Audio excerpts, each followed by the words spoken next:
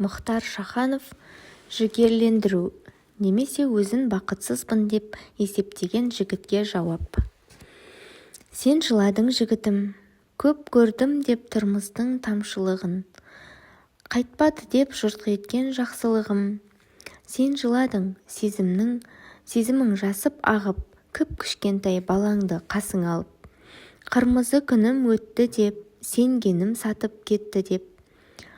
Сен жыладың, аңғармай қалдым орды деп, қадамым сәтсіз болды деп, бір қатты соққы алдым деп, бақытсыз болып қалдым деп.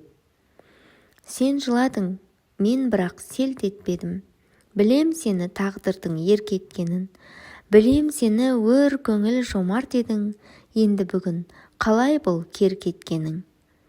Жә, жарар, өткен күн оралар ма?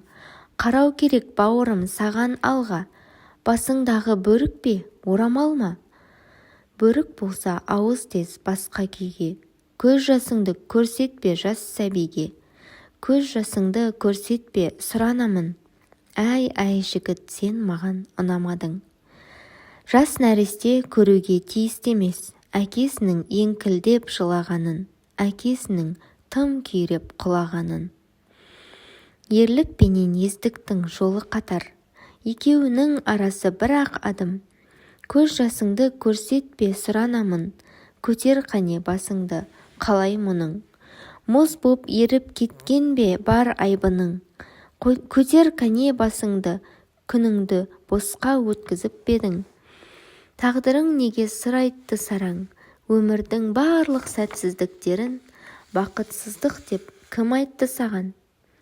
Кім айтты саған, тұлпарды сүрінбейді деп, асауды мінілмейді деп, ақ көйлекті кірлемейді деп, қара ешкі мүжіген ағаш қайтадан гүлдемейді деп. Кім айтты саған, жұрттың бәрі мейірбан арайлы деп, жұрттың бәрі шындықты қалайды деп, биікті ардақтайды деп, асылды қорлатпайды деп. Тоқырау білмес айбыны, адалдық деген әлемнің ұлы байлығы, бетіне жиған ұятты, әйтсе де кейде ол кінәмшіл бала сияқты. Тірлікте осы баланы өкпелететіндер бар да, жұбататындар бар. Жек көретіндер бар да, ұнататындар бар. Арын сатып қорлайтындар бар да, жанын сап қорғайтындар бар.